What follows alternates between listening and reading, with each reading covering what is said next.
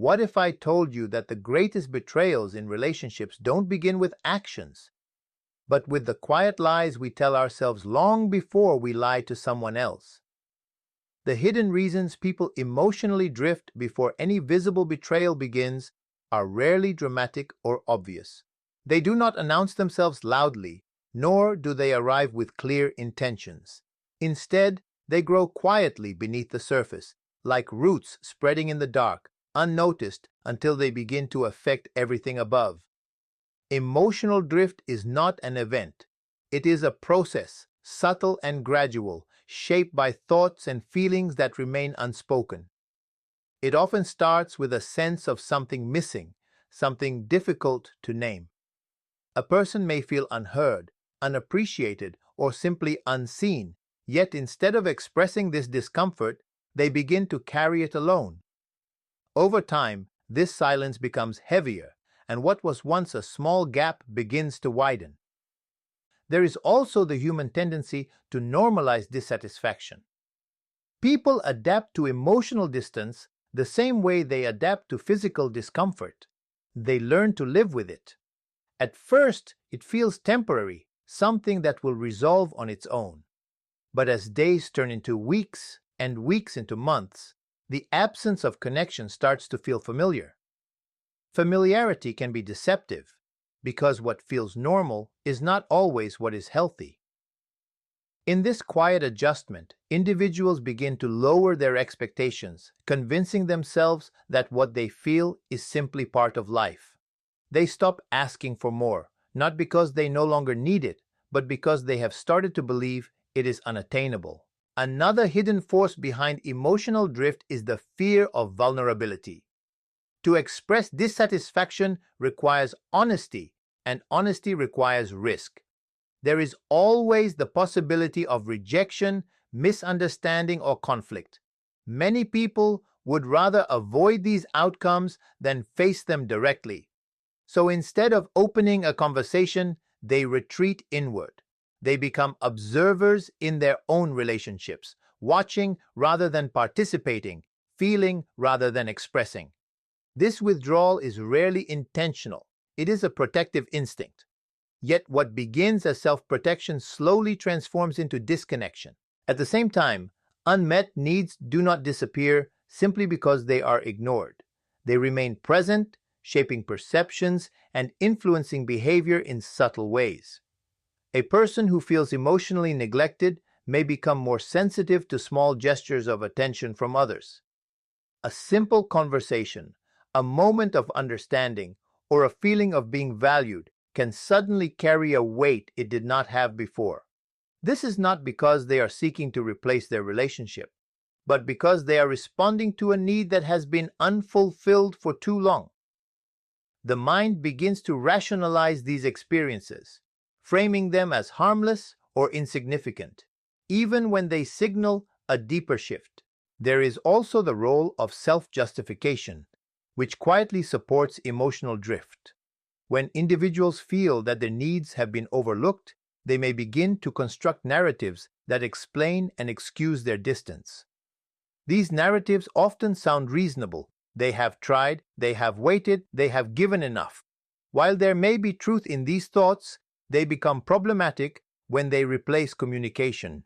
Instead of addressing the issue directly, people rely on these internal stories to make sense of their emotions.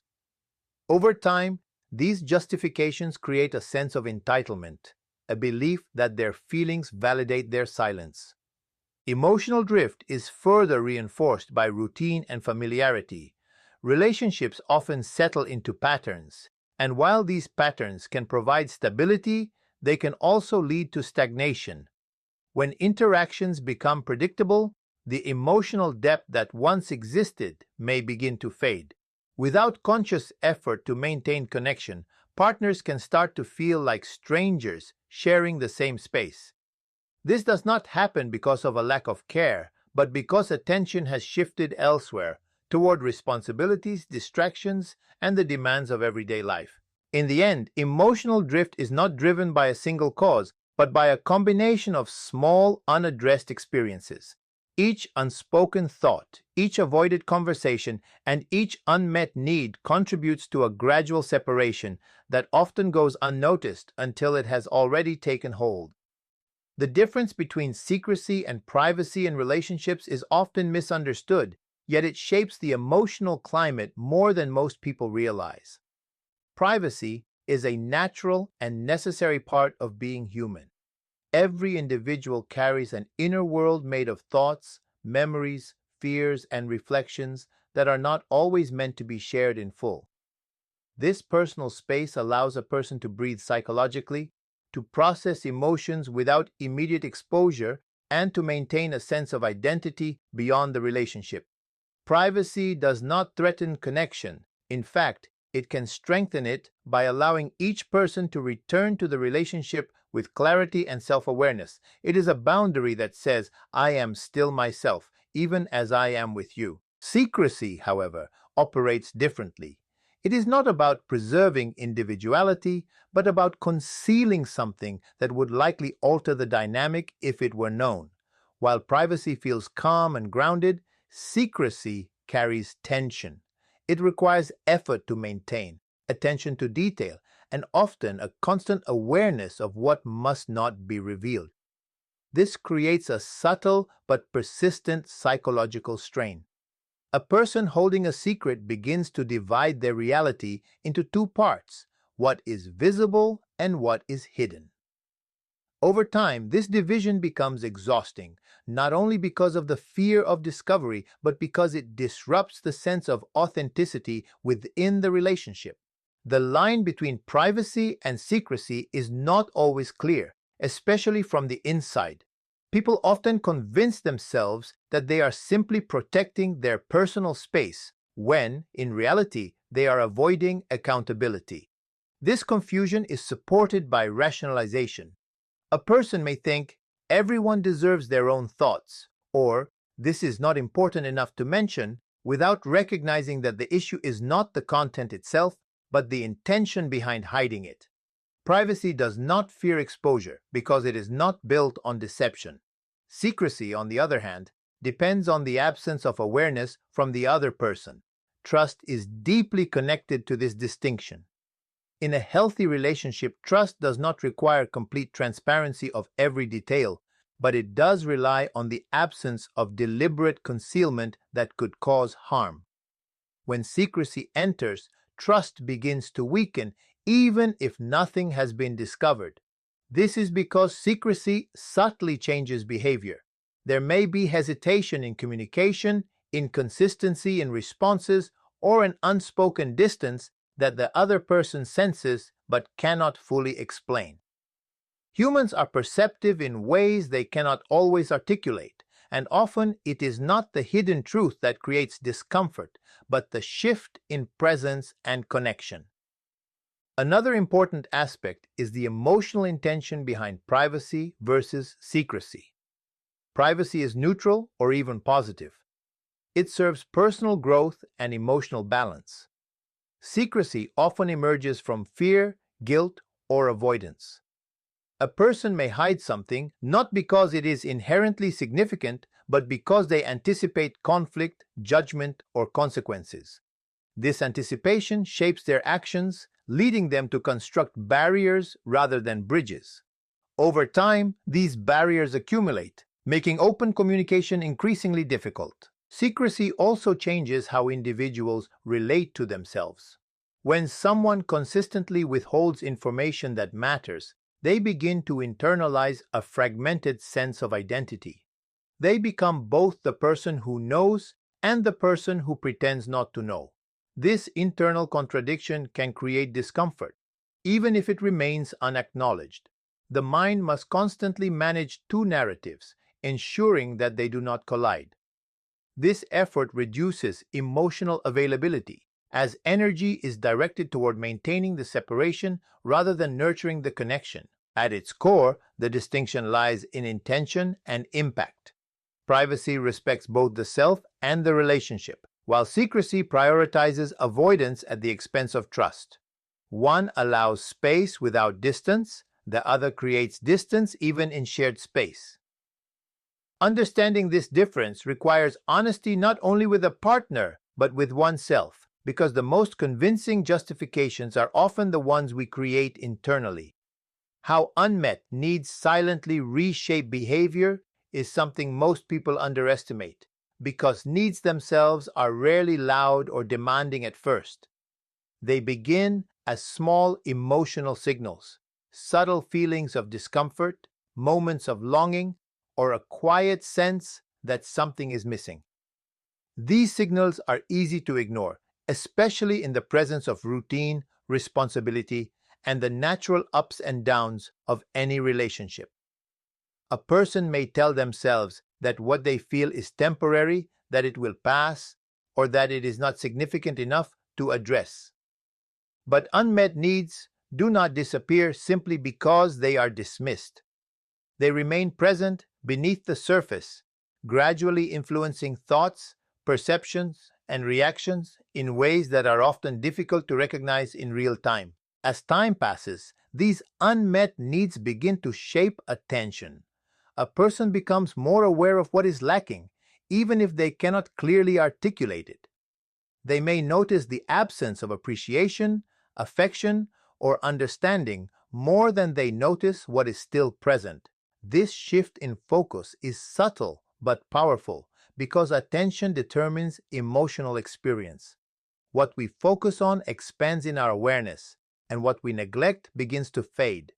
As a result, the relationship may start to feel less fulfilling, not necessarily because it has fundamentally changed, but because the perception of it has shifted.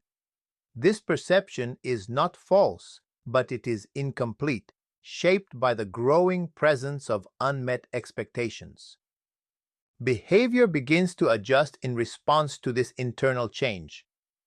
A person who feels unappreciated may stop making the same efforts they once did, not out of conscious decision, but out of emotional fatigue.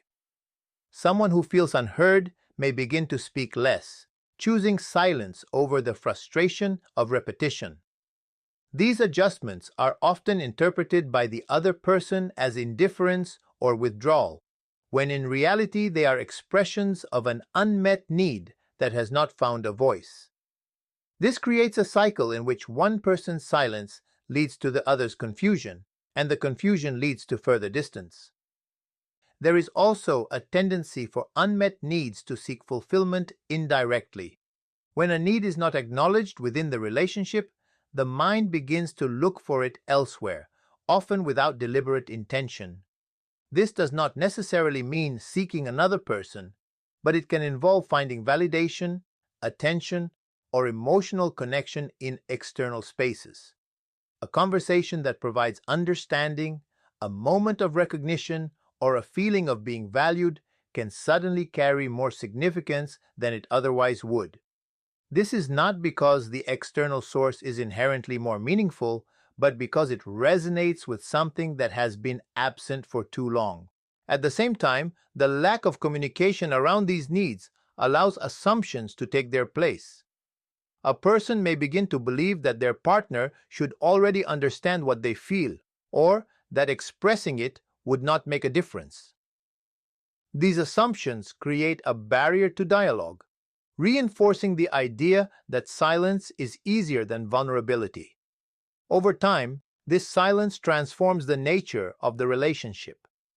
What was once open and expressive becomes guarded and restrained, not because the desire for connection has disappeared, but because the pathway to it feels blocked. Unmet needs also influence emotional reactions in ways that may seem disproportionate to the situation. A small disappointment can trigger a stronger response than expected, not because of the event itself, but because it connects to a deeper, unresolved feeling. This can lead to misunderstandings, as the surface issue becomes the focus while the underlying need remains hidden. Without awareness of this dynamic, both individuals may struggle to understand why conflicts feel more intense or more frequent than they used to. Gradually, these patterns begin to reshape the emotional landscape of the relationship. What started as isolated moments of dissatisfaction becomes a consistent experience of disconnection. The change is not sudden, but cumulative, built from many small instances where a need was felt but not expressed, acknowledged, or addressed. The psychology of self-justification and denial operates quietly, often without conscious awareness, yet it has a profound influence on how individuals interpret their actions and emotions. At its core, self-justification is the mind's way of protecting itself from discomfort. Human beings have a deep need to see themselves as consistent, reasonable, and morally aligned with their own values. When behavior begins to drift away from those values, an internal tension emerges.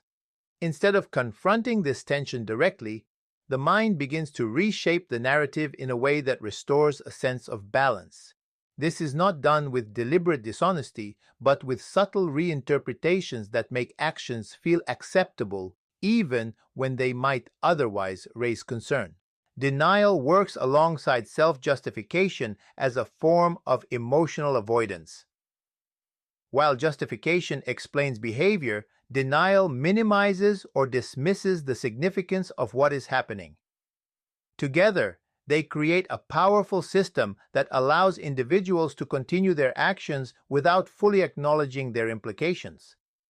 A person may recognize at some level that something is changing in their behavior or feelings, but instead of exploring it, they redirect their attention. They tell themselves that it is not serious, that it does not matter, or that it will resolve on its own. This creates a temporary sense of relief, but it also prevents deeper understanding. One of the most subtle aspects of self-justification is how reasonable it can sound. The mind constructs explanations that feel logical and fair, often rooted in real experiences or emotions. For example, a person who feels neglected may begin to justify emotional distance by focusing on what they have not received. They may emphasize their efforts, their patience, and their unmet expectations, gradually building a narrative in which their behavior appears not only understandable but deserved. While these feelings may be valid, the interpretation becomes one-sided when it excludes the complexity of the situation or the perspective of the other person. Denial reinforces this process by reducing the urgency to act.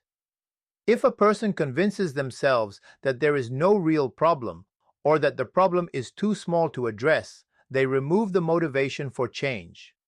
This allows patterns to continue unchecked.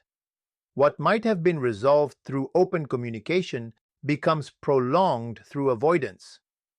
Over time, the gap between perception and reality widens, making it increasingly difficult to recognize the true nature of the situation. Another important element is the gradual nature of these processes. Self-justification and denial do not appear suddenly. They develop over time, shaped by repeated thoughts and experiences. Each small rationalization builds upon the previous one, creating a layered structure of belief that feels stable and convincing. Because the changes are incremental, they often go unnoticed.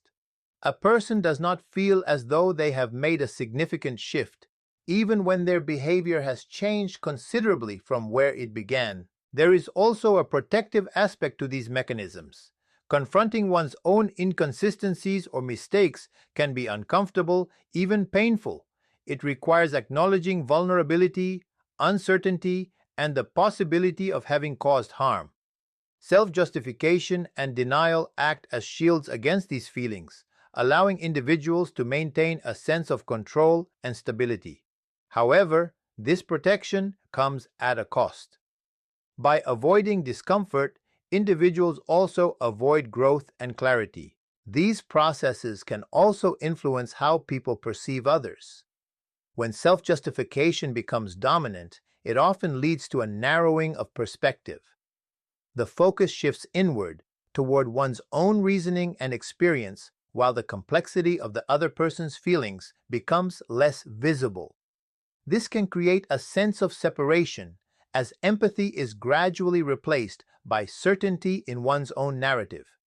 Without the balance of reflection and openness, the relationship becomes shaped more by internal interpretations than by shared understanding. In this way, self-justification and denial do not simply explain behavior, they reshape reality as it is experienced.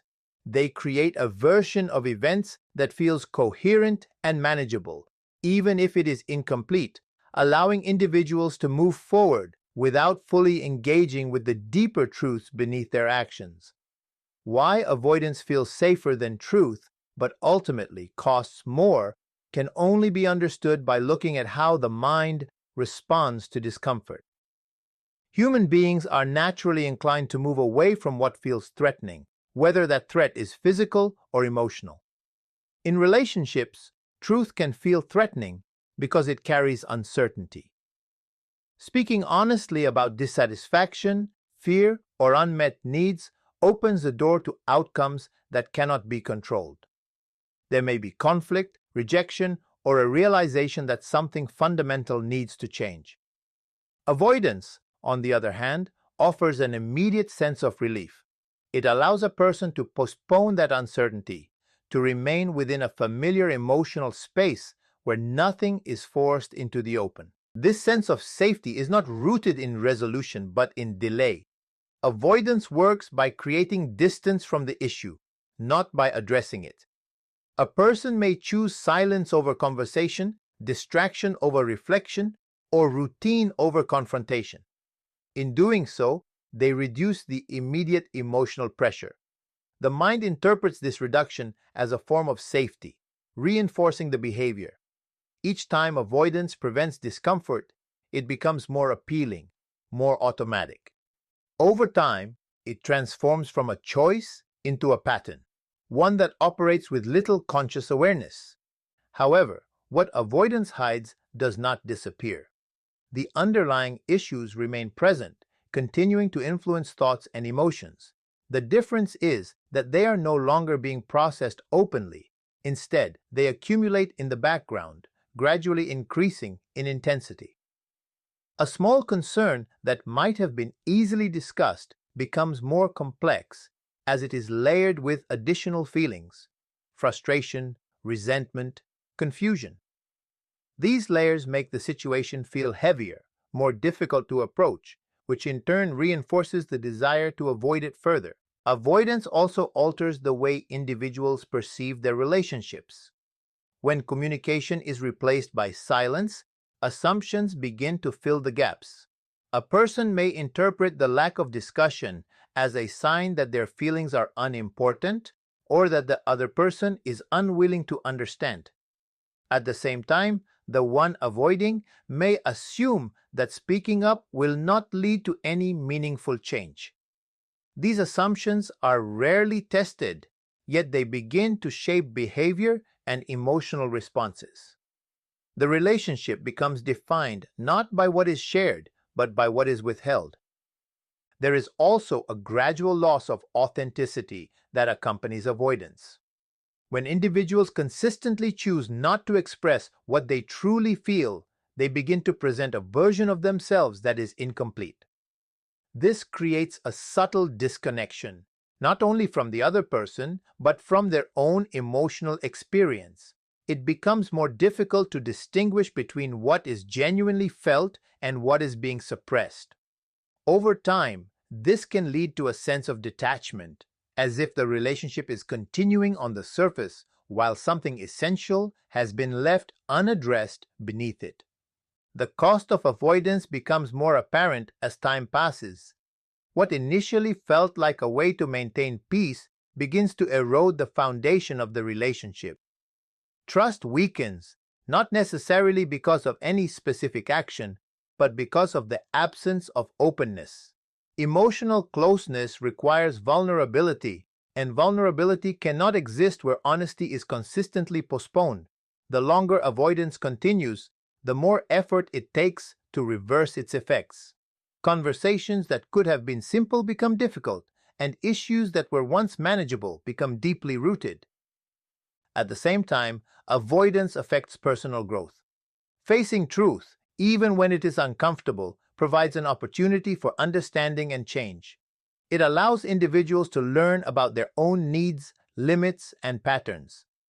Avoidance removes this opportunity, keeping people within the same cycles. While it may protect them from immediate discomfort, it also prevents them from developing the resilience and clarity that come from direct engagement with reality. In this way, avoidance creates an illusion of safety that is sustained only in the short term.